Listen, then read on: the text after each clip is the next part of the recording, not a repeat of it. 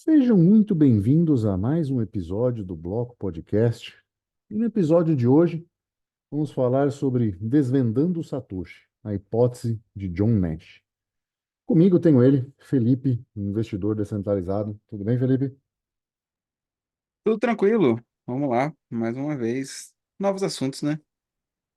Esse é um pouco mais voltado para teorias, enfim. A gente não tem como provar, mas é interessante como o Bitcoin acaba levando a gente para outros lugares, né? E assim, a figura de Satoshi sempre é um enigma a ser desvendado pela comunidade, né? Assim, por mais que creio que hoje não influenciaria em quase nada descobrir, né? Dependendo de como se descobrisse, especialmente se fosse John Nash, alguém que já morreu e tudo, não mudaria muita coisa na comunidade como um todo, mas dependendo de quem fosse, afetaria preço, né?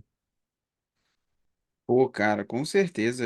Eu falo assim, é quando o pessoal começa a discutir, né, acerca desse negócio de, é ou não é Satoshi, quem que é, quem que não é e tal. Eu sempre falo que às vezes é melhor a gente não saber, porque imagina o tanto de implicação que isso não pode ter, sabe?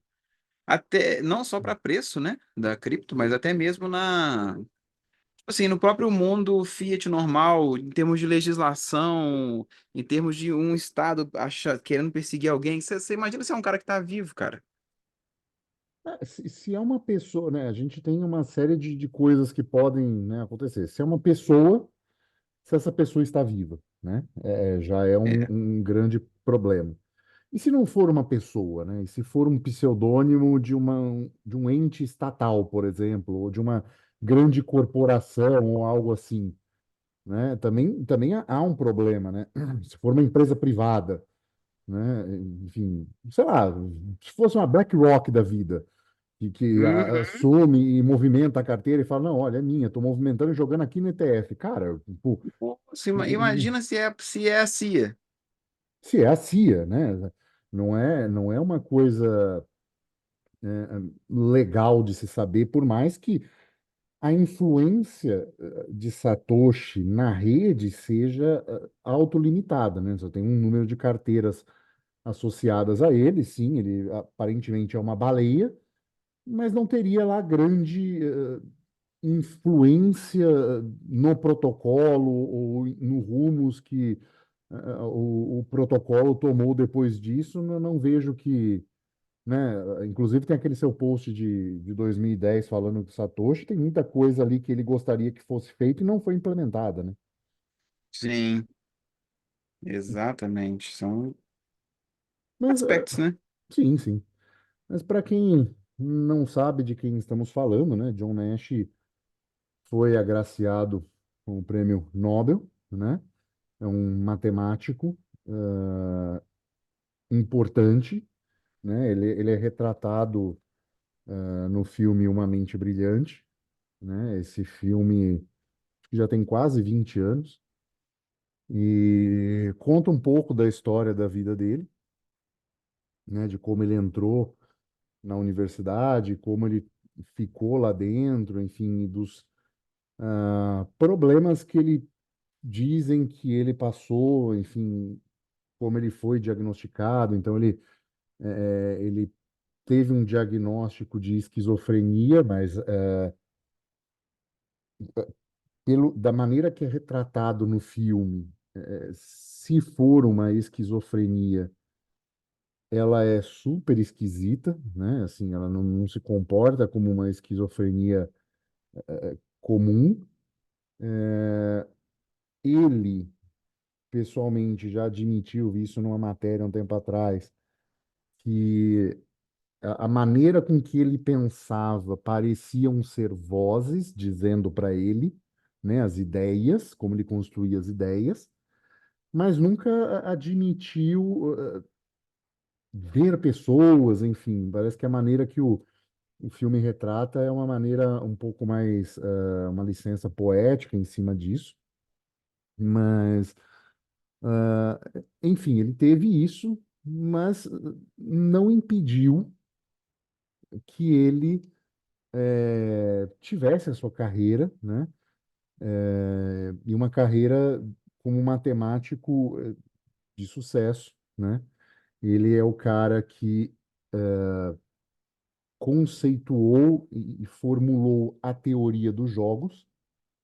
Então, e isso teve impactos econômicos importantes, mas e isso está ligado também ao Bitcoin, né? Então, é o primeiro elo que vincula ele ao Bitcoin, porque essa teoria dos jogos foi muito foi muito utilizada na hora de fazer os conceitos fundamentais do Bitcoin, né? Ou nem fala, eu tô. Você começou a falar de teoria dos jogos, ainda lembrei. Eu tô assim, estou para fazer conteúdos e postagens acerca disso, né? Eu acho que é essencial, né, para instruir até quem está chegando também agora para entender um pouco do que a gente entende, né? Pensar um pouco como a gente pensa, né? Sim, isso é interessante, inclusive se você for, quando você fizer tal, a gente vê se junta a algo maior e faz um episódio só falando de teoria dos jogos. É algo interessante, Boa ideia. né? Já fica aqui a sugestão, né? A gente É. fazer, vou até colocar aqui para a gente fazer algo nesse sentido. É, né, desse lado você tem de um lado você tem um grande acadêmico, né,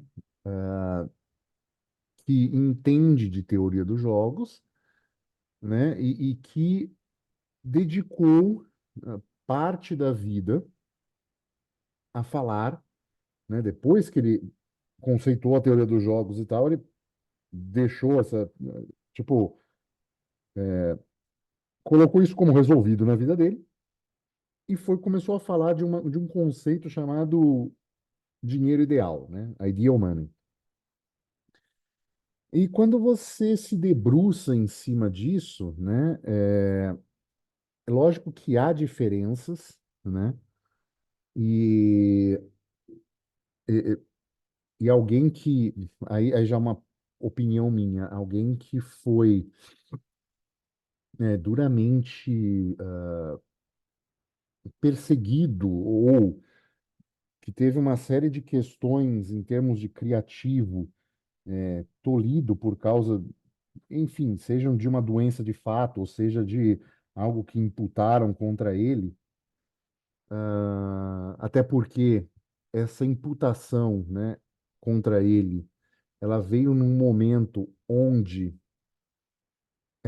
ele começou a divulgar ideias de que, na verdade, o governo dos Estados Unidos fazia, muito entre aspas, mas para que seja uma linguagem mais acessível, uma espécie de teoria das tesouras com a União Soviética para que ambos crescessem e o governo dos Estados Unidos conseguisse crescer e conseguisse aumentar tamanho de Estado, aumentar tamanho de forças armadas e, enfim, justificar um gasto de dinheiro em impressão monetária nesse teatro de tesouras com a União Soviética, que ela podia fazer a mesma coisa de lá, entendeu? Pior de tudo é que não é tão revolucionário assim, não é uma coisa absurda de se pensar.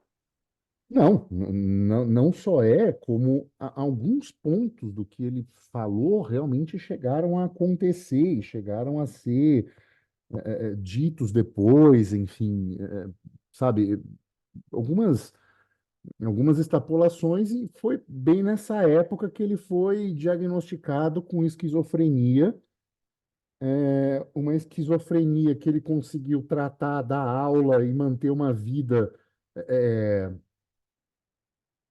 produtiva teoricamente sem tomar medicação, o que é completamente contrário a qualquer evolução de quadro esquizofrênico, né?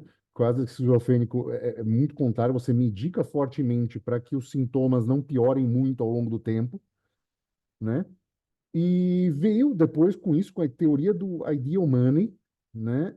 Com uma coisa que você vê a apresentação, tem essa apresentação no YouTube, você pode assistir assim de boa, é basicamente ele lendo as coisas sobre o que ele escreveu do paper,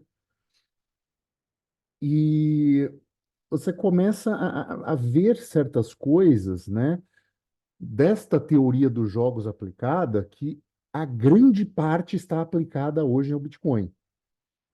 Então, eu creio que já chega um ponto assim, se não foi, se não foi ele, se não foi ele o Satoshi, né? Satoshi deu uma olhada nisso, entendeu? Da mesma forma que a gente falou em uns episódios para trás, né? Se o criador do Monero não foi Satoshi, ele leu aquele post que você fez a publicação lá, né? Ah, com certeza.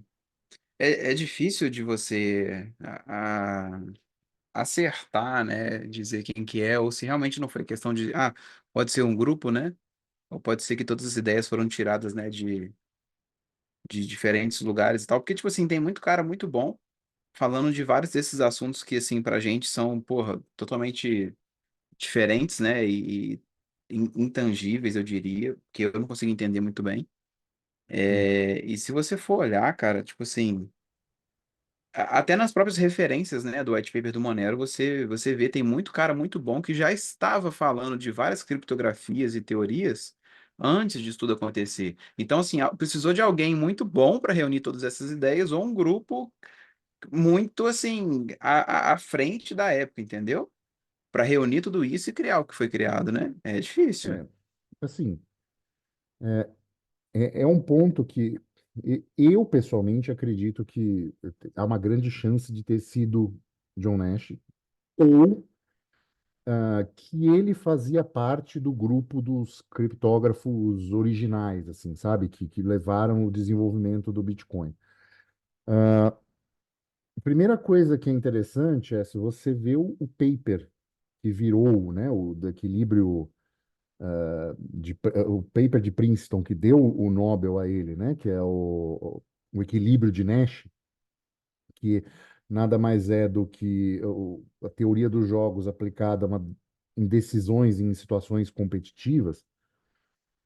Você vê o paper do Bitcoin escrito com um padrão acadêmico, né, meio parecido, porque o paper do Nash, ele é parecido com o paper do Bitcoin. Vai falar, mas todo paper é parecido. Sim, mas é diferente quando você vê alguns papers na ciência que são disruptivos, né? Ele tem poucas referências, ele mostra um caminho novo.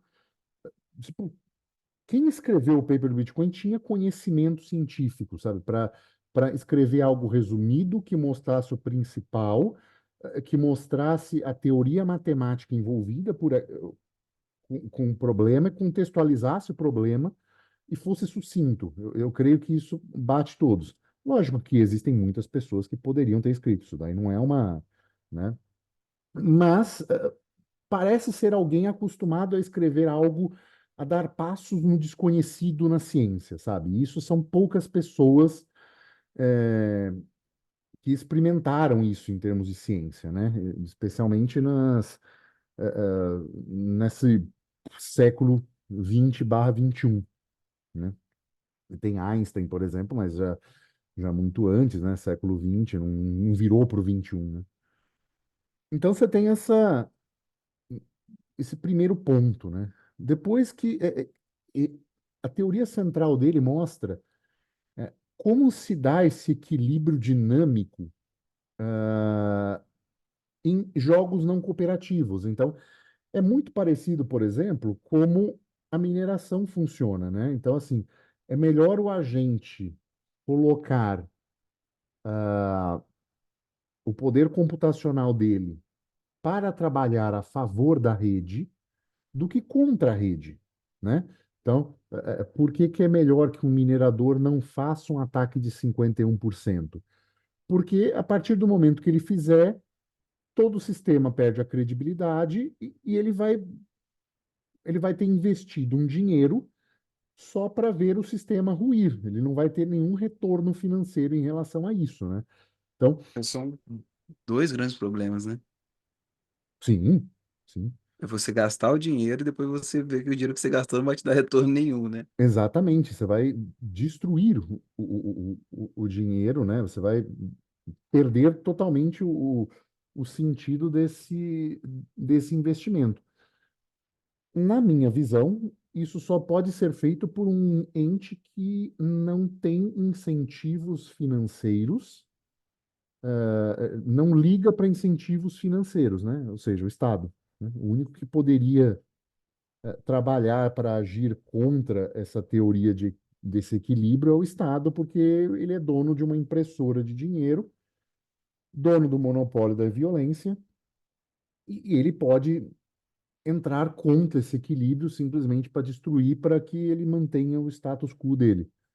Essa é a única. Cara, eu também acho hoje que é a única possibilidade, né, de você ter um ataque assim. Eu falo mais questão do Bitcoin porque o hash rate dele é um pouco mais alto, né? E tal. Eu acho que para você ter ataques desse tipo, desse nível, você vai precisar de um agente estatal. E só que aí que começa a entrar uma beleza, né, da questão de descentralização do Bitcoin, né? Com todos os pesares, né, que a gente sempre trouxe aqui, mas sendo pró-Bitcoin, até porque eu sou mesmo, tipo assim, a descentralização que ele tem, ela faria com que o esforço teria que ser de vários estados e não de um apenas. Ou Sim. se fosse de um apenas, teria que ser, tipo assim, muito absurdo, sabe?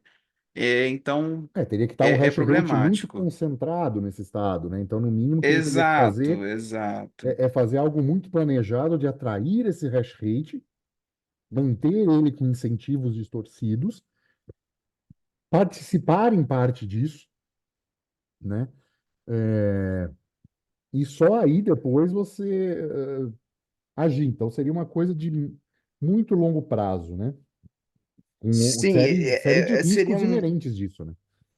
sim, seria muito complexo, porque realmente você teria que ter, né, isso você falou, porque o estímulo disso não é monetário, não é você ficar rico mais, igual um agente normal, né, uma pessoa faria, né? A pessoa Sim, atacaria a rede para ficar rica. O Estado não. O Estado ele não precisa ficar rico, ele já é rico. Ele só não exato. imprime o tanto de dinheiro que ele tem, que ele pode imprimir, para não desfalcar a economia e não ficar muito feio para ele, mas ele tem total controle sobre tudo. Então, Sim, assim. Não, não é essa a questão, mas aí que é o lado bom, né, da descentralização, que se você for avaliar, é que você precisaria, né, que, por exemplo, você reunir as maiores potências que têm mais hash rate, sei lá, Estados Unidos, alguns lugares da Europa e China, ou sei lá aonde que é. Aí você teria que reunir todo mundo e, oi, isso. vamos fazer uma parada muito louca aqui. Aí É, atacaria a rede, beleza, você ia acabar com a rede, mas assim, não é um estímulo financeiro, não é para ficar rico, é para manter controle. sim, sim. Então, assim, e outra, né? Você precisa coordenar agentes estatais para serem eficientes, né? Precisam ser eficientes nessa ação. Algo que o Estado tem se mostrado, né? Se ele falha em te dar saúde e educação, né? Mas você tem que ver que a questão é o foco. Sim, Talvez o foco do Estado não seja saúde, educação e bem-estar social. Por isso que é meio deixado de lado. Em alguns lugares tem mais esse foco, em outros lugares tem menos esse foco. Mas quando se trata de controle, talvez, né, a organização, o nível, a possibilidade de organização seja boa, entendeu? Porque se você olhar, o Estado ele tem boas pessoas, ele tem pessoas inteligentes. sim. A questão é conseguir Até bem movimentar intencionadas. essas pessoas. Exatamente, mas assim, a questão é você conseguir movimentar essas pessoas para tal intuito, né? E aí, se fosse, né, do intuito acabar com a rede, né, do seja lá o que for e tudo mais, fazer um ataque à rede, talvez esse estímulo para o Estado fosse um estímulo muito maior. Então, talvez fosse mais eficiente, mas vai saber, né? Não. Mas isso é uma coisa interessante que, né, essa teoria dos jogos não cooperativos, né, cada ente está agindo de maneira egoísta, né? O minerador está lá querendo só o dinheiro, o dev está querendo que o sistema funcione, né? Porque normalmente tem participação na rede. O usuário quer a soberania, quer utilizar, quer preferencialmente não pagar muita taxa, mas enfim, né, essa é uma provocação do que É, tem nem fala. acontecido. Mas, então, assim, todo mundo tem interesse, né? O usuário quer ter a sua transação validada, quer é, utilizar do dinheiro, da moeda e ter as características, né, no momento a oscilação e a reserva de valor que é. E então, assim, né, a teoria do Nash foi aplicada, né, até o momento com bastante sucesso, no sistema do Bitcoin. Então, esse é um ponto que aproxima John Nash ao Bitcoin, né? O outro ponto foi o Ideal Money, né? Que ele argumentava fortemente que uma moeda deveria manter seu valor ao longo do tempo, resistindo à inflação e outros fatores econômicos, ou seja, ah, ele já gostaria de ver um dinheiro longe do Estado, né? Inclusive, ele teve contatos e afins com Hayek, né? E gostava da teoria de Hayek em relação ao dinheiro, né?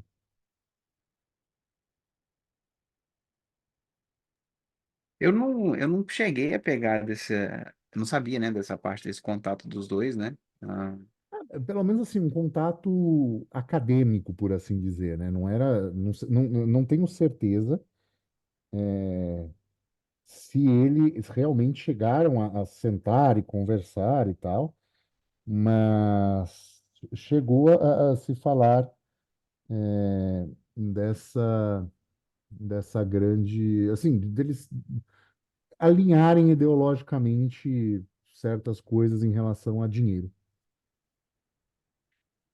é, assim, eu não sei se é um viés, né, meu e de algumas pessoas, mundo afora, que o dinheiro tem que ser separado do Estado, né? Da mesma forma que devem ter outras pessoas que acham que não, tem que ser junto, né? Mas eu acho que chega até a ser intuitivo, sabe? Da mesma forma que em algum momento separou-se igreja, né, do Estado, eventualmente separaremos dinheiro do Estado. Até o dia que o Estado for apenas representativo, né? Sim. E porque existe essa possibilidade, né? As coisas elas Não. conseguem funcionar bem organizadas que não com o Estado da forma como ele é. Veja que eu não falo da ausência de regras. É muito pelo contrário, eu sou extremamente favorável que tenha-se muitas regras ou regras bem definidas, mas não na formatação que é o Estado hoje, né? Sim, até porque ele pare leis não definidas, né? Chama isso de regra, né? É, Abre. A gente até falou no exatamente. episódio passado, sabe, que a gente gravou das novas leis lá de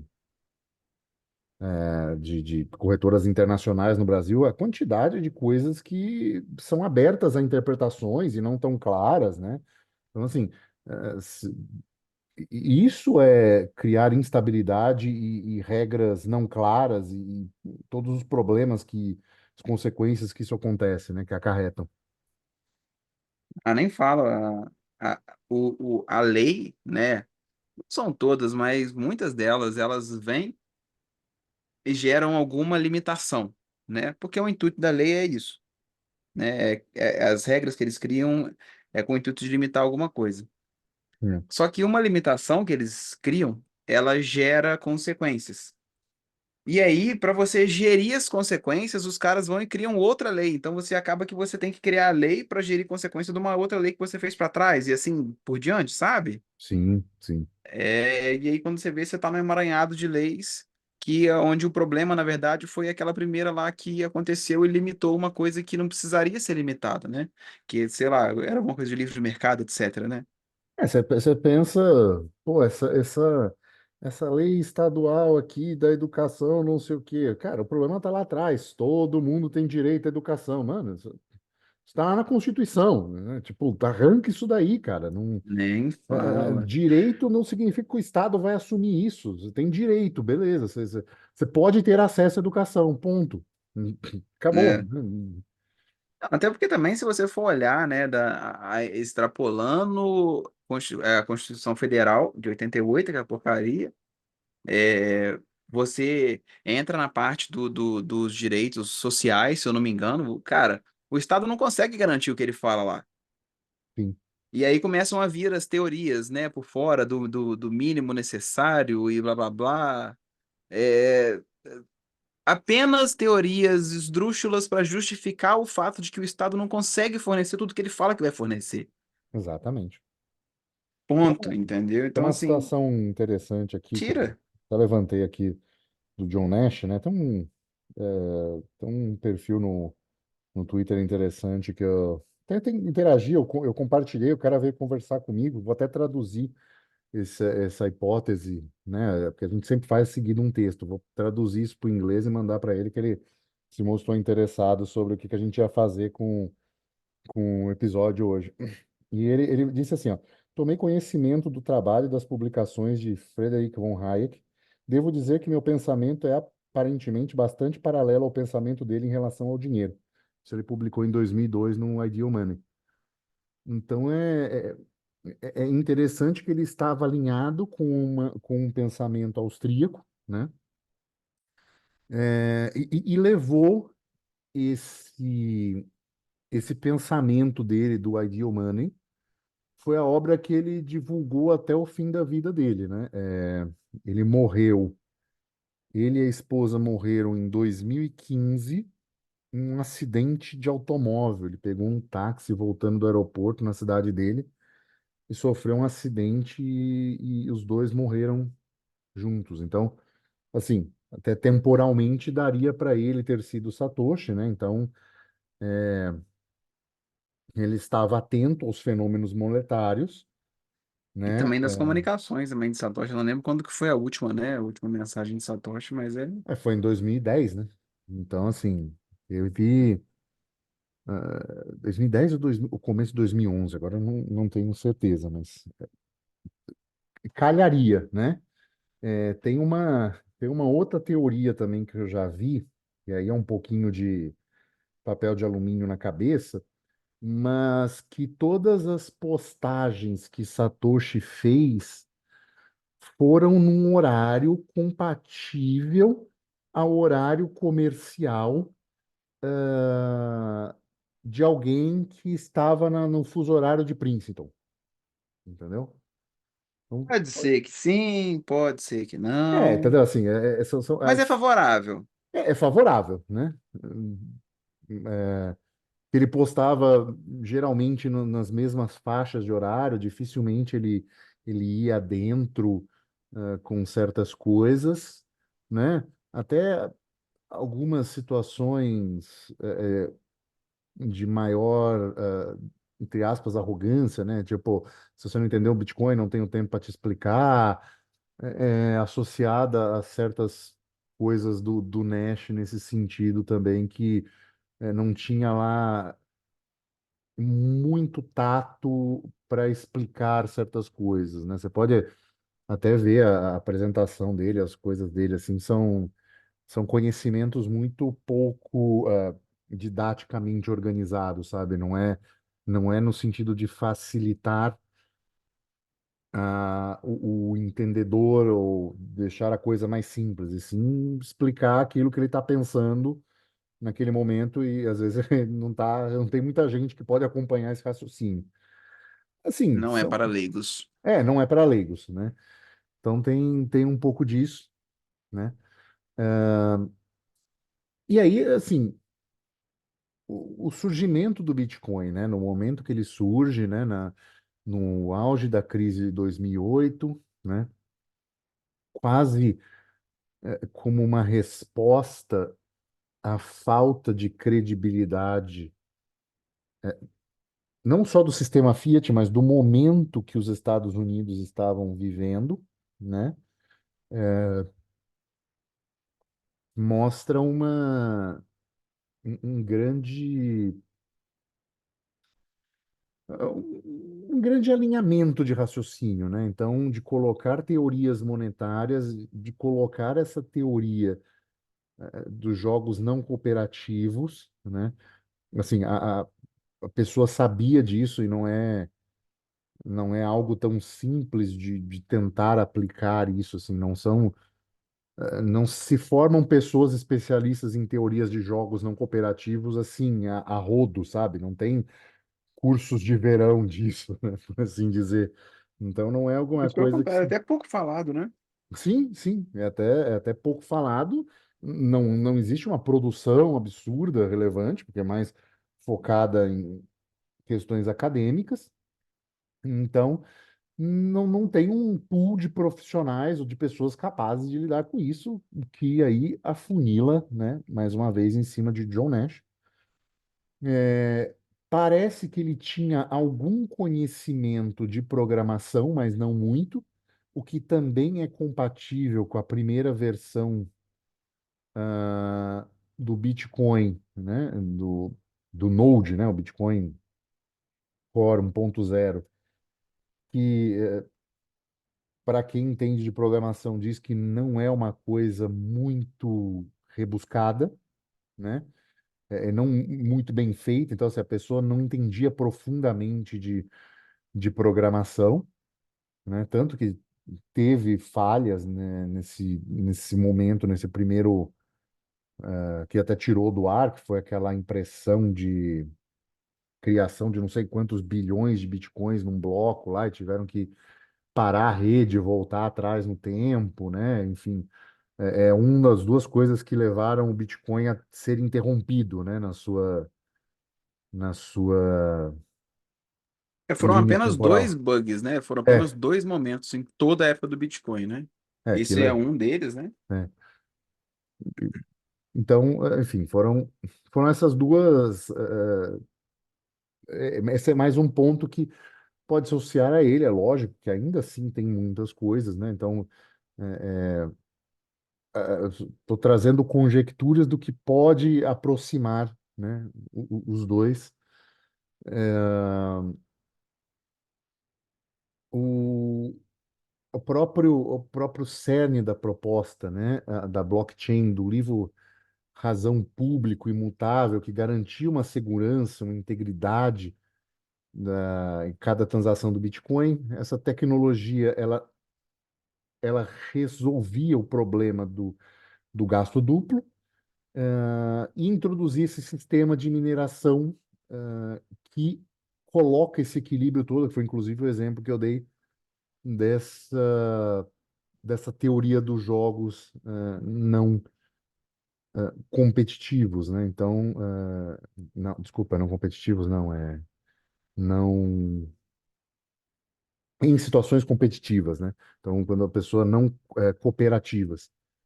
Então, são pontos, é mais um ponto de uma rede que a gente não tem como chegar, mas que aproxima a alguém que não pode não ser o John Nash, pode não ser o John Nash, mas também que pode ser ou alguém que tenha conhecimento ou algo parecido com ideias dele. Então, o que dá, a gente não pode dizer que com certeza que é ele, mas que no mínimo ele inspirou em pontos cruciais do Bitcoin, né?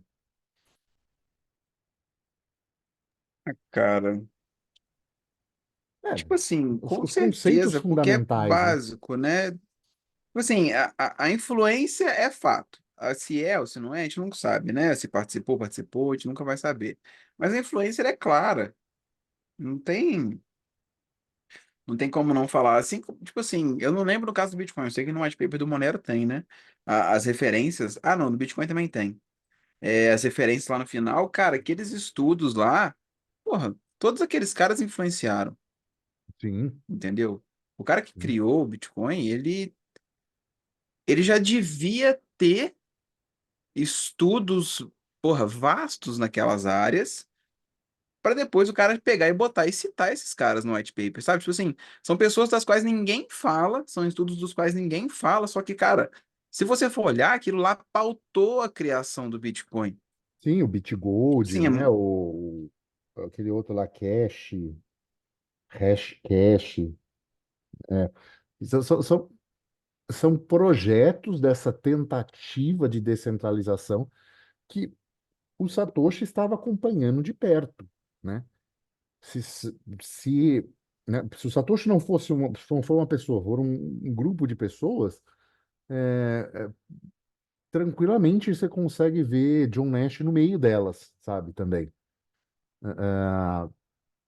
Eu acho que essa uma das coisas que eles compartilham muito, né, assim, de ideia, é a desconfiança desses sistemas monetários centralizados voltados a governo, né?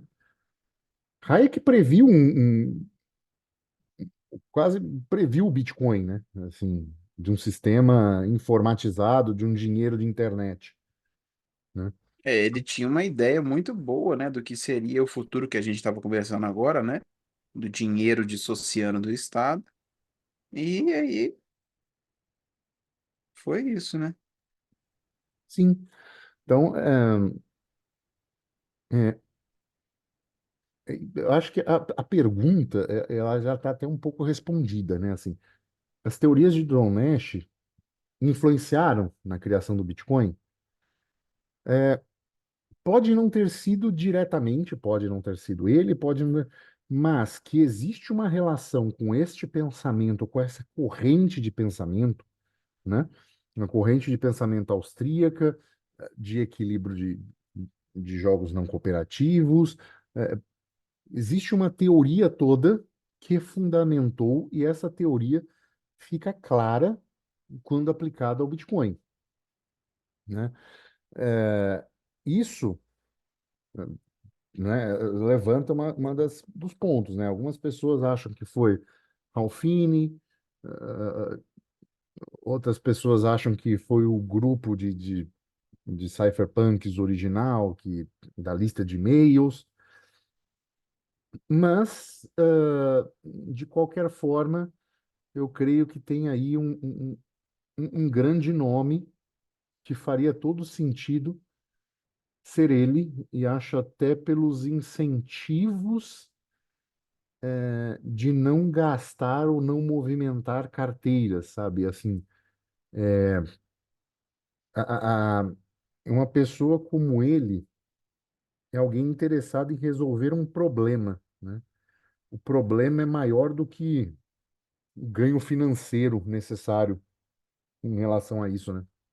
Eu acho que pessoas assim são consumidas muitas vezes ou gastam grandes energias vitais para simplesmente resolver um problema. Eu acho que isso é uma das coisas que, né, se as carteiras de Satoshi não foram movimentadas, é, é algo que colocaria ele assim como alguém mais próximo a ser, né, nessa lista de possíveis Satoshis Nakamoto. Acho que ele seria um dos nomes mais cotados para isso, né? Ele tem um filho, né? Um filho já uma certa idade. Eu não sei se talvez ele tenha passado isso para o filho, enfim, não sei nem se chegaram né, passaria isso para o filho, ou chegariam a conversar sobre uma situação dessa. Acho que o cara tá tão focado às vezes em resolver o problema matemático e a situação que se envolve que talvez nem pensaria em enriquecer, sabe? Com isso. Até porque não era um cara que tinha um problema com dinheiro, né? Pode ser que sim, pode ser que não. Acho que Difícil. sim. Acho que. vale a reflexão, vale o pensamento, vale para a pessoa interessada em Bitcoin aprofundar um pouquinho em teoria de jogos, entender um pouquinho os conceitos matemáticos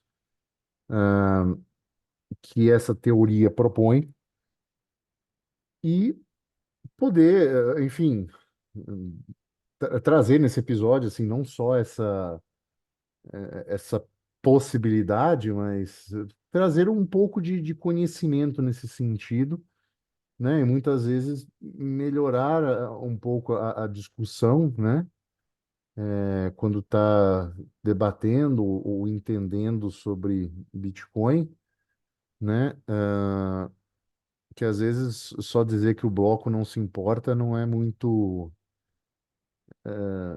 Parece repetição de jargão, né? Mas entender um pouco que esses jogos não cooperativos está agindo de uma maneira favorável ou não, ou isso está se mostrando uma fragilidade, né? Quando a gente debate e traz, por exemplo, da questão de pouca fungibilidade ou ameaça da fungibilidade de um dinheiro, isso desequilibra essas questões de jogos não cooperativos, que você coloca entes especulativos nesse jogo, distorcendo a função monetária do dinheiro, ideal, né? Do ideal money. E aí e aí ele pode perder essa característica de reserva de valor para ser um ativo unicamente colecionável. E aí você não está fazendo dinheiro mais, né? Exatamente. Eu E acho bem que que você fica, colocou isso. acho que fica um O- pouco essa reflexão, porque é importante ver, né, entender um pouco dessa teoria, entender onde ela se alinha e entender onde isso pode deixar de se alinhar e quais as consequências disso, né? E essas consequências, às vezes, podem ser graves, né? Cara, com certeza, né? Mas assim, eu acho que o trabalho que está sendo feito no Bitcoin é muito bom, né? Espero que continue dessa forma. Querendo ou não, o Bitcoin é o maior de todos, é indiscutível. E assim, é o que a gente tem de melhor hoje para a gente acreditar e confiar, né? Então, é só torcer para que continue indo bem, mas fazer o quê, né? Eu ainda acho de extrema importância a avaliar, a não correr o risco da ruína. Temos um episódio aqui sobre isso. Sim, Então, é muito bonita, né? Você ouvir de alguém que tem uma fotinha de desenhozinho no Twitter falar que só compra Bitcoin, tá 100% em Bitcoin, só tem dinheiro em Bitcoin e não tem dinheiro em mais nada em lugar nenhum. É legal, mas avalie com cuidado. é. Especialmente quando essa pessoa vem a público dizer que perdeu tudo e muitas vezes até provando que é verdade. É difícil, né? Então, assim, Né? Então, tem que ver até que ponto vale a pena você bater no peito e viver, né, essa teoria, esse conto de fadas, talvez essa tese, né, que você abraça tanto, entendeu? Talvez ela vai te deixar pobre. Então vai com calma. ontem mesmo estava vendo um episódio do Urich falando de uma nova subida de preço nos fretes de containers no mundo inteiro, Ah, eu né? vi. E mostrando como isso é uma crise em potencial, mas também mostrando como as pessoas que estão investidas em empresas de transporte marítimo estão lucrando com isso. Então, assim,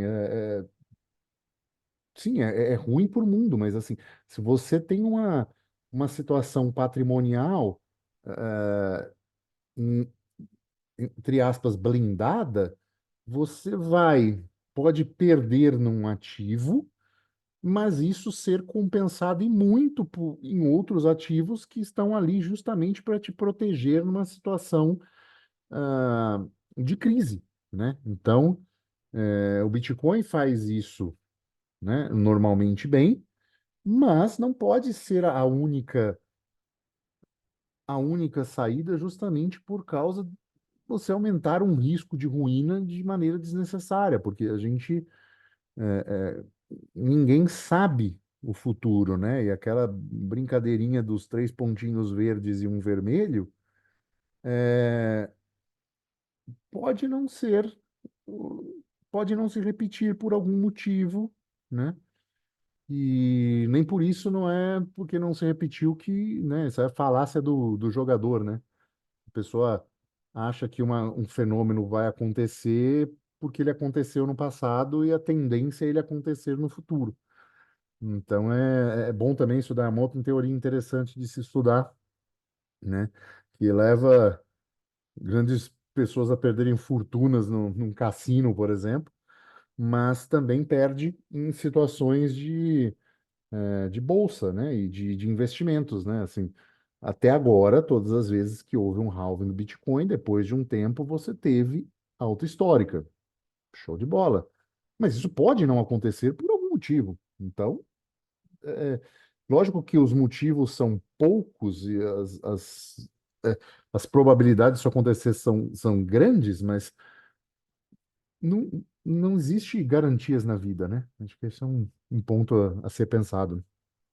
Não, é bom colocar essa dose, né, de sensatez na conversa, né, porque foi isso que você falou, né, a gente está acostumado com esse lance de, são 3 anos positivo, um negativo, cara, principalmente avaliando pessoas, né, se você, para quem leu Taleb, né, ele fala nesse negócio que você não consegue, tipo assim, não você não consegue meio que reagir a sistemas preditivos, uma coisa assim, sabe? Aham, sim, De forma que as pessoas que fazem com que os preços subam ou caiam, elas estão começando a ver o padrão. E elas vão querer se adiantar ao padrão. Só que quando o mundo inteiro quiser se adiantar ao padrão, pode ser que o padrão mude. Então, exato. assim, talvez foi 3 positivos, um negativo para trás. Agora que tá todo mundo vivão, quem sabe ele começa a cair antes. Pois é. Porque todo mundo vai querer tirar o dinheiro antes. Então, assim, tem isso. Aí todo mundo já sabe que o halving aumenta. Vai todo mundo entrar antes. Vai sair que horas? Depois, no meio? Então, tipo assim, o pessoal já Quem tá entra, mais né? Assim, esperto para vem o isso, né? ETF, aí entra uma porrada de institucional. Esses caras vão liquidar antes, vão queimar a largada, a Uhum, gente não sabe, né? Enfim, tem exato. do Sailor lá enchendo o caneco de Bitcoin. Se ele resolver despejar, né? Exatamente. Então, assim, A gente não sabe. é, eu ainda acho que a gente está num momento muito bullish para o Bitcoin, Sim, porque não é só ETF, não é só halving. É um número de coisas, né, que são favoráveis ao Bitcoin. Mas a gente tem que ser sensato, pé no chão, de que não é porque aconteceu para trás, isso vai acontecer para frente. exatamente. Então, assim, cuidado. Exatamente. E com isso vamos deixando essa mensagem, vamos ficando ah, caminhando para o nosso final. Tem alguma notícia hoje? Se não tiver, ETFs, boa, boa. não tem. ETFs de Bitcoin começarão a ser negociados nessa quinta-feira, dizem gestoras. Se é ou não, a gente não sabe, tá? Vamos com calma. Mas, embora 10 ETFs possam ser lançados simultaneamente, nem todos os 13 candidatos devem ser aprovados de imediato. Tá todo mundo animado para isso. É apenas assim, uma fala de um CIO da Valkyrie Investments, né? Ele falou que é de se esperar que a SEC declare os ETFs eficazes e que eles passem a ser negociados até quinta-feira. É, Enfim, E cada vez que mais isso se ou... aproxima ou não, é uma paulada para cima ou paulada para baixo no preço, né? é só Kendall grande, né? Não tem. Mas se vai ser ou não, a gente não sabe, né? Aquela coisa complicado. Já fizemos episódios sobre ETF, né? Falando pura e unicamente de ETF, eu não gosto. Eu não acho que é a melhor forma de investir em Bitcoin, porque ele não fomenta a autocustódia, né? Mas enfim, ponto. É minha opinião. Sim, Acerca do preço, eu acho que vai subir bastante, vai dar aquela porrada para cima. Só que da mesma forma que vai dar a porrada para cima, vai ter muita gente realizando lucro. Então depois ele vai dar uma porrada para baixo. sim, Então, assim, certamente. quem está preparado para isso, né? Ou vai vender, ou não quer vender, mas já está posicionado, ótimo. Só toma cuidado para você não entrar no Bitcoin com Bitcoin 50k, 60k, porque é mais fácil ele ir para baixo do que ele ir para cima nessa situação, né? Depois estabiliza, né? Sim, Mas sim. na quentura do momento agora, É, tem muita coisa a ser avaliada, né? Tem muita coisa a ser vista, tem muito, tem muito a saber do quanto o Bitcoin de ETF vai ser reserva fracionária ou não, né? em E qual, tese não pode ser, por ser é, spot, ele não pode ter reserva fracionária. é. Na prática, nós estamos andando em terreno desconhecido porque nada nesse sentido foi feito ETF até hoje, né? Então, É, né? então, Então, estamos de olho, né? Mas enfim, não sou também pessoalmente favorável a esse ETF. Acho que ele tira propriedades de dinheiro e reforça muito propriedades de reserva de valor. E isso é um problema, né? Porque pode represar o Bitcoin como reserva de valor e fazer dele, igual um episódio que nós gravamos recentemente também, fazer dele a mesma maldição do ouro, ele ser represado por estados e você vai transacionar qualquer sintético, qualquer porcaria que o estado mandar parecido com Bitcoin, né? é. Uma shitcoin lastreada em Bitcoin, né? Com algum lastro. Então nós temos essa situação a ser pensada. É, Mas, mas é isso, né? Vamos, fechou. finalizamos mais um episódio. Se você gostou, por favor, deixe 5 estrelas, deixe seu comentário. Tem ajudado bastante a gente no engajamento. Se quiser mandar uns satoshinhos, é só enviar para quinteiro@zebedi.gg. Ou se tiver no Fonta em nosso app favorito, é só enviar diretamente para a página do episódio, ou fazer um corte, enfim, ou fazer um boost no episódio, e ganhar também alguns satoshis para nos ouvir, tá bom? Ficamos por aqui e tchau.